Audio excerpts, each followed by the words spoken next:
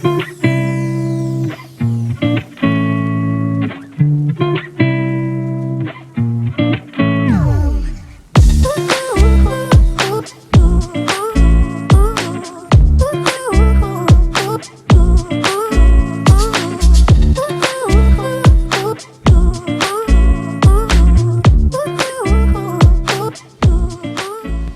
guys, what's happening?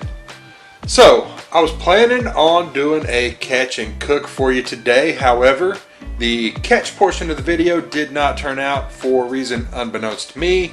My GoPro decided to record sideways, so unless you wanted to watch the entire video going like this, yeah, it was gonna suck. Anyway, we'll just do the cook portion of the video. So I actually ended up catching 2 crappie, a few bluegill, and some red ears. So I've got them filleted up. I like fillets. I don't like eating the whole fish.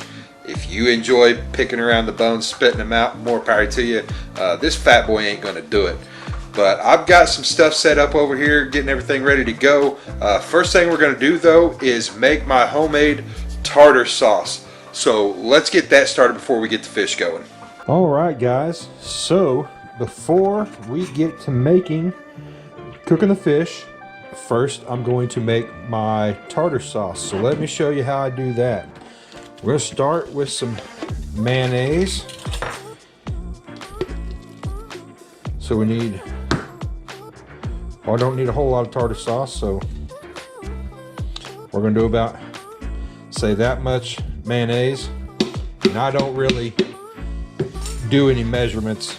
I just kind of do it by feel.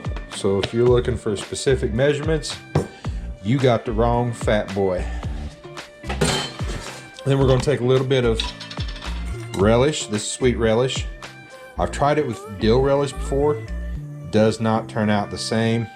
And I don't even like sweet relish, but if you're doing tartar sauce, you gotta have it.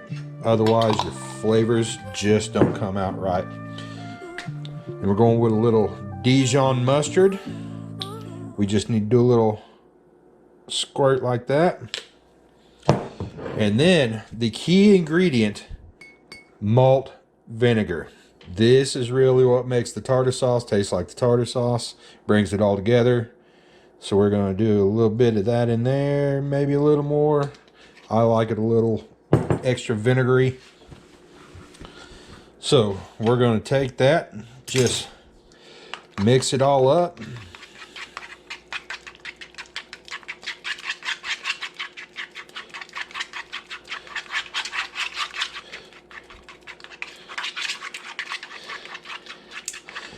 You want to get it all nice and smooth. You don't want any lumpy mayo. So, got that mixed up, and we're just going to stick this in the fridge until it is time to eat the fish. Now, before we get to breading our fish up, we're going to go ahead and plug our Fry Daddy in here. Set that to 350 degrees, get it going. Now, for my fish, here's how I do it. I start out with just some all-purpose flour, and I seasoned this up with a little Tony Chachere's. I'll either use that or some Slap Ya Mama. Either one of those are great. This is just milk. This actually happens to be almond milk. I've got that in the fridge. And this is Louisiana fish fry. A lot of people will just use plain cornmeal, a little bit of salt. That's fine if that's what you prefer. I like the Louisiana because it's already seasoned, and I buy this in bulk because I go through a bunch of it. Then here I have got my bluegill, crappie, red ear fillets from yesterday that I caught. So I'm going to go flour, milk, cornmeal, and then we're going to toss them in this bag. And we're doing all this while the oil is preheating, and then I'll probably have them all breaded up before the oil's ready to go. So what I like to do is put them in the bag, dump the extra cornmeal in there, and to me, I think it actually helps the crust adhere to the outside and gives you a real nice outer coating. So that's just how I like to do it. But I'm gonna show you how to do a couple of these real quick. Get my towel here. And then I'll get them breaded up, and then we'll come back whenever the fryer's ready. So we're gonna take a few. I'm by myself today, so I'm only need to do enough for me, but I can eat quite a bit. So start with 4 little fillets there. Just toss them around in the flour. Try and make as big a mess as possible. Because if it's not messy, you probably wasn't doing it right. Then we're going to go from the flour into the milk. Make sure it gets completely coated. Let it drain a little bit. Straight into the cornmeal. Then shake that around. Then we're just going to repeat this process until we've got enough fish breaded up to eat. So I'm going to go ahead and get this fish breaded up, wait for the Fry Daddy to preheat, and then I'll be back. All right, folks, so our grease is about ready. I did see it kick off once and kick right back on, so I know it's about ready to go.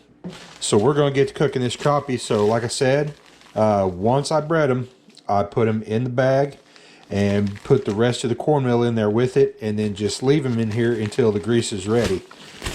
So now that the grease is ready, we're going to open these up and get to frying them. So I think I've got just enough. I should be able to put them all in one batch here, but you want to just kind of lay them out. Don't want them all balled up. They won't cook right. Won't cook even. Your breading won't get done.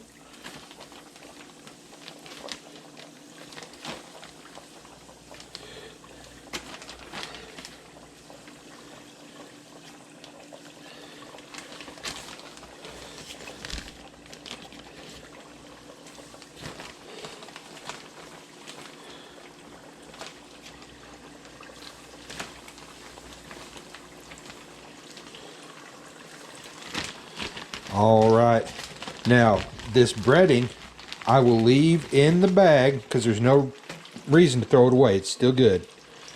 So leave this in the bag. I'll roll it up and then I'll throw it up in the freezer, and I'll save that for later. So this is going to take about 3-4 minutes. So we're going to come back and when it's finished, and I'll show you what it looks like. All right, folks, our fish is ready. So we're gonna scoop it out here without burning ourselves, hopefully. And as soon as you get it out of the grease, you want to immediately hit it with a little bit of salt.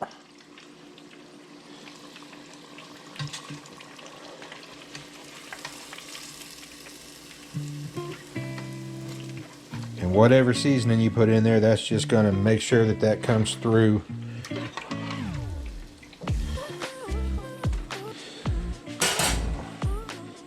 Hit these pieces with a little salt there, not too much. And then I'm going to go ahead and throw me some fried okra in to go with this, and we'll come back for the taste test. First I'm going to try this without any of the tartar sauce. I already know it's good because I eat it all the time. But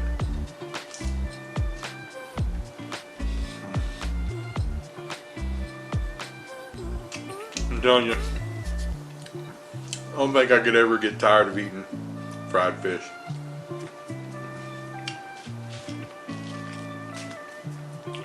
And those bluegill and those smaller crappie, if you're keeping them 11, 12, 13 on up crappie for eating, you ain't doing it right. Them 8 to 10 inch fish, that's where it's at. Get some of this tartar sauce.